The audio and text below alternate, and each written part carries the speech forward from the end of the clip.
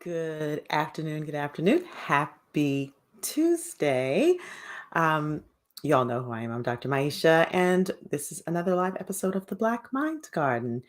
As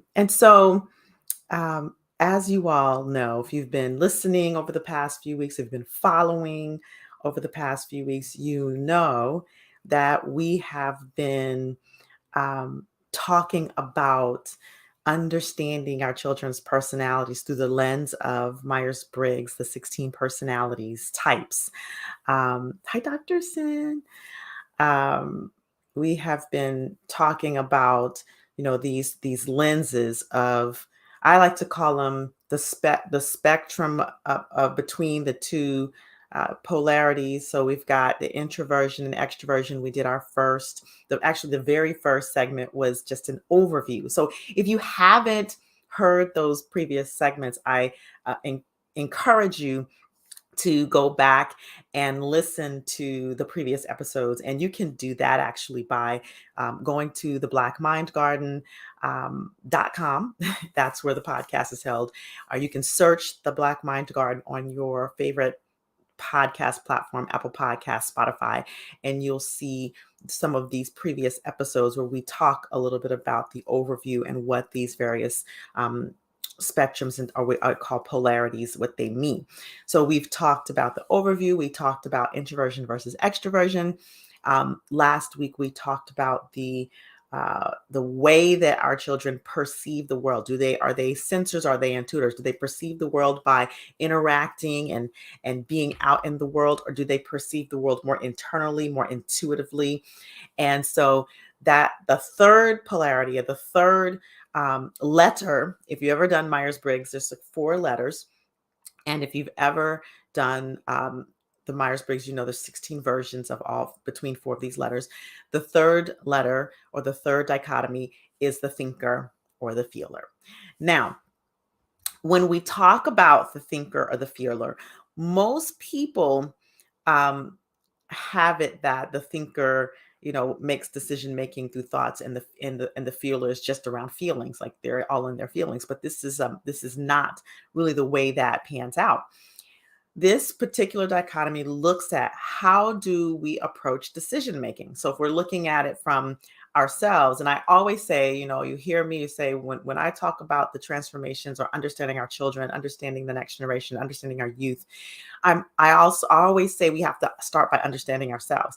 When we understand ourselves and we understand our kids, we can understand what is the dynamic that's at play, and that helps us to better listen, better to understand, and that way we can modify our interactions accordingly. And so the dichotomy of thinker feeler looks at how do we approach decision making. Now, the person that's on the spectrum, on the thinker side of the spectrum, tends to approach decision making more from a logical perspective. And the person who tests on the side of the feeler, contrary to most belief, is not necessarily someone who makes decisions based on their feelings, but in fact will make decisions based on values, their personal values, and also will take into account the relationship between it when it becomes to it being between two people. So the person who's on the logical end is looking at the facts, just the facts, ma'am, just the facts. For those of you who are old enough to recognize that, just the facts, ma'am, just the facts, right? So that's the person who's on the thinker side. They tend to value the facts. They tend to lean into the facts. They tend to make decisions and move in their decision making based on the facts and logic. Whereas those who test a little bit more towards the feeling side tend to make decisions more based on their personal values, not feelings, but values. And if you have been with me in previous lives, um, previous podcasts, you'll know I talk about values as something that those things that are important to us at their core. So integrity is a value, love is a value, family is a value. Spirituality is a value, health and well-being is a value. So These are like those core values.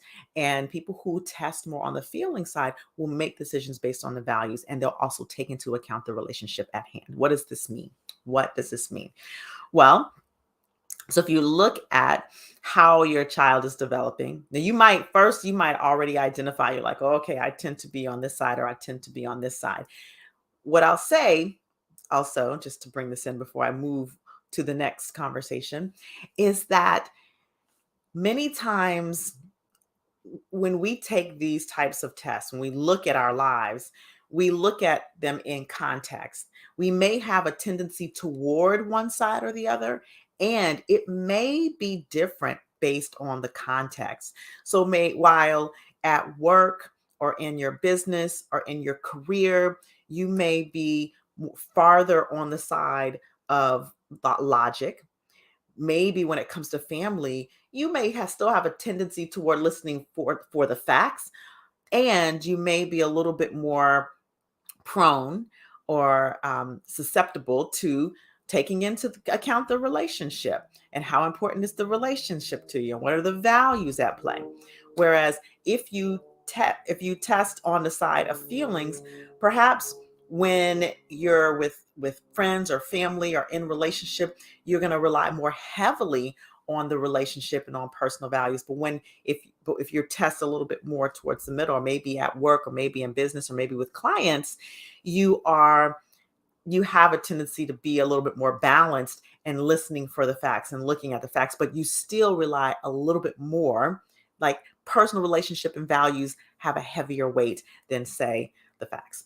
So um, I would say that people like that are people who are testing on the spectrum of feelings tend to be people who are give people second chances more often so. And this is a generalization. I'm making that clear. That's my disclaimer. It's a little bit more of a generalization, but would be more prone to being second chance people than people who are more on the logical and the facts. It's like, this is the facts. This is what happened.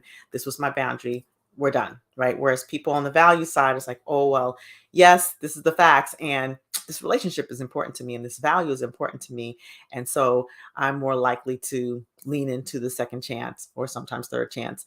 And so there are benefits and pitfalls to both of those sides, right? And as I said, we're not just one side or the other, we're along the spectrum, and it is, like I said, cross contextually. So when we're looking at our kids, when we're looking at our children, it is important to understand where we are, because it will sort of define how we tend to interact with our children. So if we are parents who are highly on the logical side, then we may be a little bit more, what's the word, inflexible when dealing with our children who are, as they're developing, they're going to be making mistakes. They may have trouble remembering certain things. They may be, they're in these various developmental stages. And if we only solely rely on the facts when our kids are developing emotionally, then it may be a missed opportunity to connect with them. Okay. And as so much children are very adaptable, um, that the child could adapt that actual style of thinking, right? That style of processing. And so I think having a processing style that leans on facts can be valuable to a point. But if we only lean on facts and we never take in consideration the relationship and the values at hand, then we could, especially when we are dealing with our kids, we can potentially do some harm in their development. So that is um, how we can think about ourselves as parents parenting our children. On the flip side of that, on the other end, if we're too heavily weighted on relationship and too heavily um, weighted on the side of the feelings side of the spectrum, then we may, how should I say, we may rob our children of the capacity to look at facts. And so it could set us up and set our modeling for our kids up for um, codependency, right?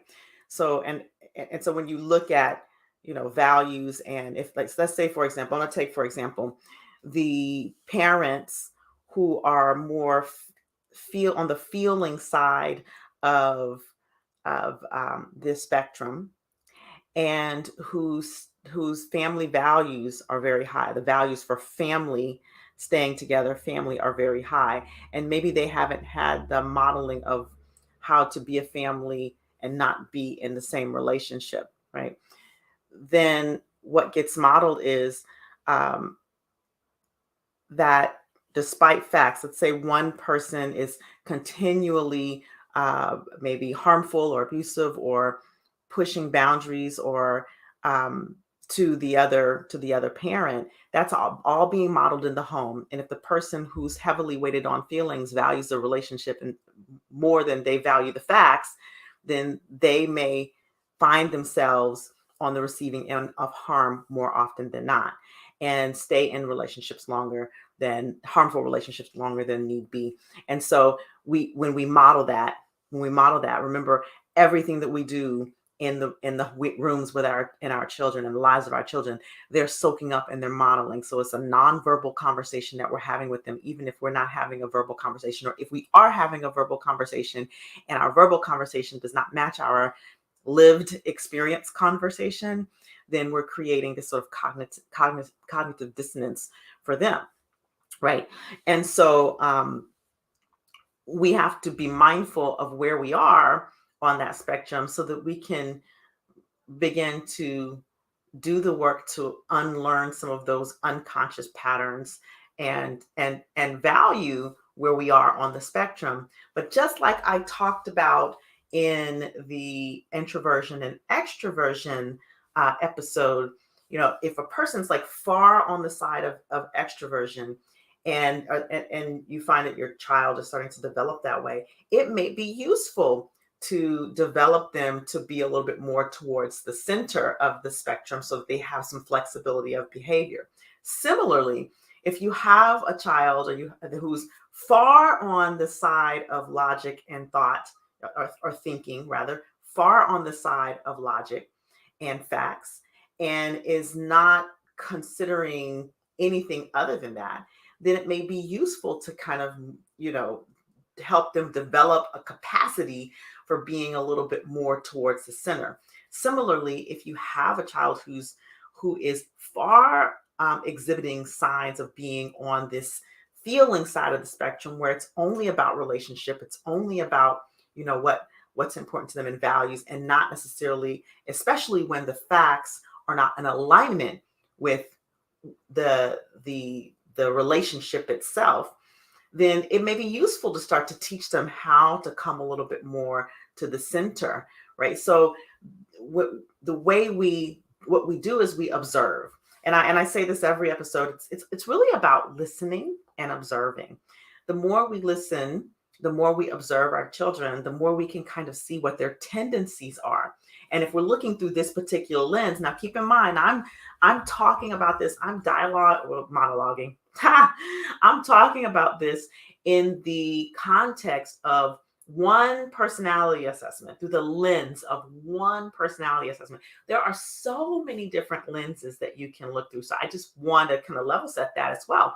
And if you're looking through this lens, you can observe and see, well, what are the tendencies that are happening, and where can we begin to um, coach, model, right? Modeling first. I'm going to always go with modeling first, because we can't teach something and then have our kids see us doing something completely different and think that there's not going to be a consequence to that, right? Consequence big or consequence small.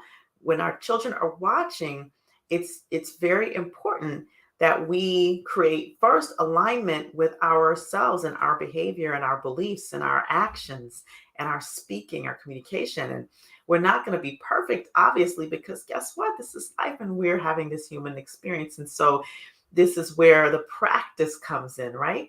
I mean, in the I don't know, over a decade that I've been doing this work and the, almost 5 years of I've been teaching it, I'm still, learning every single day and discovering ways where I'm like, okay, I can see where I am on this side of the spectrum or where I'm not honoring um, my son's developmental needs in this moment.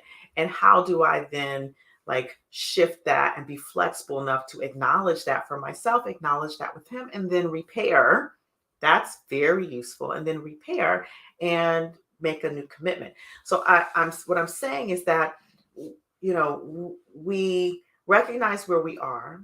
We start to observe and look, well, where are our kids starting to fall on that spectrum? Like whether you're in the home, whether you might even be, an educator in the schools, and you're noticing, certain children in the classroom who are, exhibiting like far sides of the dichotomies, and you're like, how can I help pull them into the fold, or help them to move towards the center of that dichotomy so that they develop the capacity. And this is what I'm talking about, right? Because we're watching our children, they're developing, which means they're pliable, they're flexible, they're and so we have the opportunity to bring um, some skill to them early on, to help them absorb that skill early on, and develop themselves and develop their flexibility of behavior, which ultimately translates long term to resilience. So that flexibility that I'm talking about, that bringing them towards the center of thinking, feeling, like it's useful to have both, right? Thinking and feeling. It's useful to have elements of introversion and extroversion. It's useful to have both elements of sensing and intuitive. It's useful, contextually speaking, you might weigh one side or the other, but it's useful to have the capacity to move on one side or the other. And when we help our children develop that flexibility, then we empower them with the tools that will help them be resilient in life. And I believe that the resilience of our children is going down and down and down and down and down because of the things that they're dealing with in the society today, in the world, possibly because of all of social media and what that brings to the table, the element that piles on the table, in addition to what's going on in the world. And then they feel our stresses as well. So this is how we begin to understand our children, by observing them. Who are they? Are they a thinker? Are they developing into the feeler? Are you a thinker? Are you a feeler? So if you are a um, thinker parent and you have a feelings child, then the opportunity for you is to develop yourself in um, understanding, or really to explore, like, what's important to you? What are your values, right? What is the value of your relationships?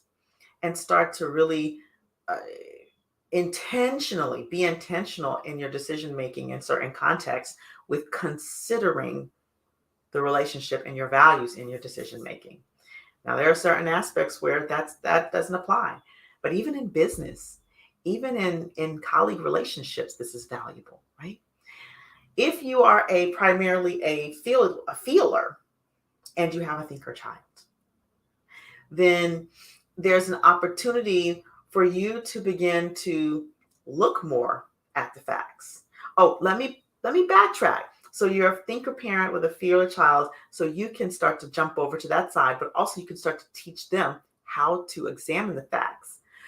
But it's only when you jump over and you start to really consider their side that they'll be open and willing to begin to consider what you're saying as well. So not by force, but by not by force, but by understanding, by fluidity, and stepping into their world, stepping into their model of the world. I've talked about that before, like being in another's model of the world, right? Be in our child's model of the world. I talked about in a previous episode how important it is to understand what's important to our children and their values. And when you start to step into that part of their world, then you can begin to teach them and sort of mold and pull them over to this center. So now let's say you're a feelings, you're totally on the side of what's values and relationship, and you weigh facts, you weigh them, but they're not as important. They're not that important at all. It's an opportunity, especially if you have a thinker child, to be practiced in evaluating the facts, right? Evaluating the facts and evaluating them with your kiddo. And then you can begin to like mold them and say, okay, well, the facts are great. But what about the importance of what's important to you? What's about importance of the relationship? And you can begin to teach them and then, slide them to the middle. Meanwhile, you're also getting skilled and practice and leaning on the facts, which may empower you to make some decisions that maybe at the core you need to make or you want to make. But because of the relationship, you haven't been able to make, right? Or you have chosen not to make. So this is a way if you're like on two different dichotomies. And if you're a thinker and you have a thinker child, you guys are going to be in thinking, logic, facts, heaven together. And you have the capacity to now push yourself to start to consider values, push yourself. And as you do that, you with your child together explore what it's like to consider relationship, to consider values, right? Or if you and your little one are over here in the totally relationships and the feelings place, right? The values and feelings, you can start to explore looking at the facts together. And as you do that, you're influencing, you're helping your child to come to the middle as well. So there you are with both dichotomies, whether you're on two different sides or on the same side, and there's an opportunity to develop yourself to the middle. All right. So that is this part of the dichotomy. So we've up to this point, we've talked about introversion and extroversion. We've talked about sensor and tutor. Now you have tools for thinking and feeling. Next time, we're going to talk about how we perceive time, right? So that's next week. We'll talk about how we perceive time. Once again, as I always say, this is the work that I do. This is the work that I teach. When I talk about neurolinguistic programming, when I talk about being an NLP coach and conscious communication, these are the things that I teach in my trainings. I teach people how to be able to listen in a way that really makes a difference with the people in their lives, and then how to then use their communication, verbal and nonverbal, to really empower people to be more resilient, to be more empowered, to get rid of those negative beliefs and thoughts, and to heal from past trauma and hurt and pain. And so if you think, I think I might want to learn something more about that, then you can reach out to me. If you're listening to me live on LinkedIn, if you're listening to me live on Facebook, if you're listening to me on Instagram, wherever you're listening from, you can reach out to me. You can go to remapmymind.com just to check out what we're doing and the upcoming trainings. You can reach out to me directly by messaging me, and I'm happy to hear from you. And of course, if you're listening on the replay for the podcast, again, you can reach out to me. You know how to get in touch with me, remapmymind.com. Now, as usual, I'm going to invite you. Okay, two kings. I'm going to invite you to share this episode, because don't we want to understand our kids? Yes. Don't we? Whether you're in the classroom, whether you're in your home, whether you're an auntie or an uncle, whether you're a grandparent, we want to understand the people in our lives. And so these episodes help us do that and give you tools. And I'm really committed to tools. I'm really committed to changing the conversation, to breaking harmful cycles, to setting up the next generation for the ultimate success. So share this episode. Share this post if you're on live on Instagram with me. If you're on the replay, email this episode, subscribe to the podcast, email this episode, and let people know this is what we're talking about, right? Because how do we make real change? We create ripples. And when you share this episode, you help to create the ripple. You help to spread the ripple. So share this episode, leave a review. That's creating a ripple as well, right? Leave a review, and that creates the ripple to let people coming behind us know that this is making a difference with people. So with that said, You can find the Black Mind Garden podcast on your favorite podcast platform. Go subscribe, and we will be talking next week, like I said, about how we perceive time and how our children perceive time and how to be better. Better parents around that with our kids. So, with that said, y'all have a great rest of the day, a great rest of the week, and I look forward to seeing you next time. Namaste, y'all.